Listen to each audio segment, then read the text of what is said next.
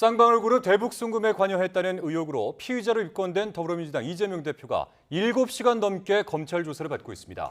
이 대표는 윤석열 정부가 정치검찰에 악용해서 공작을 하고 있다며 대북 송금 의혹을 전면 부인하는 것으로 알려졌습니다.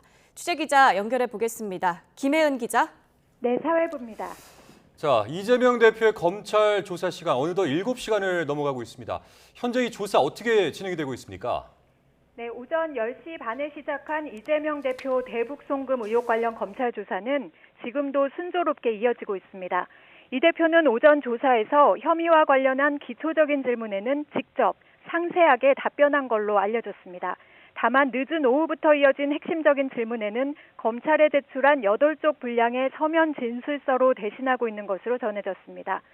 검찰은 이 대표가 지난 2019년 김성태 전 쌍방울 회장이 북한에 800만 달러를 대납하는 과정에 관여했다고 보고 제3자 뇌물 혐의로 입건했습니다. 검찰은 도지사의 방북 추진 공문과 국정원으로부터 제출받은 자료 등 그동안 확보한 증거를 바탕으로 150쪽에 달하는 질문지를 준비했습니다. 오후 조사에서 이 대표가 대북 송금 관련 보고를 받았는지 자세히 묻는 것으로 알려졌습니다.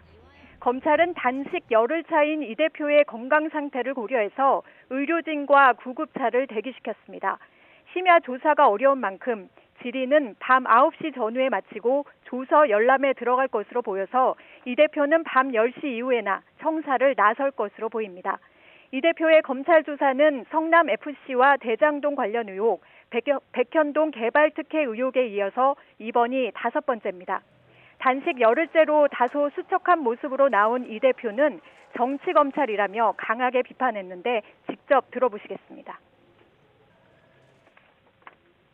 국민 주권을 부정하는 국정 행위에 대해서 국민에게 사과해야 합니다.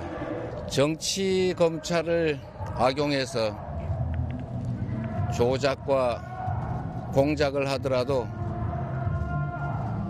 잠시 숨기고 왜곡할 수는 있겠지만 진실을 영원히 가둘 수는 없습니다.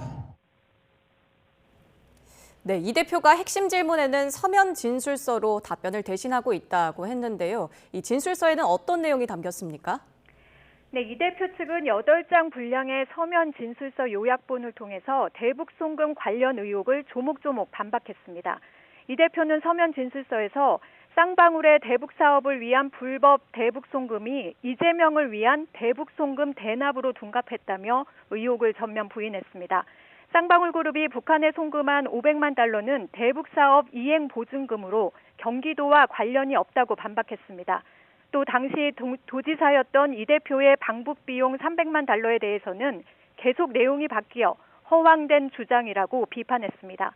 그러면서 검찰이 물증은 없이 김성태와 이화영의 진술만 가지고 회유와 압박을 하고 있다고 지적했습니다.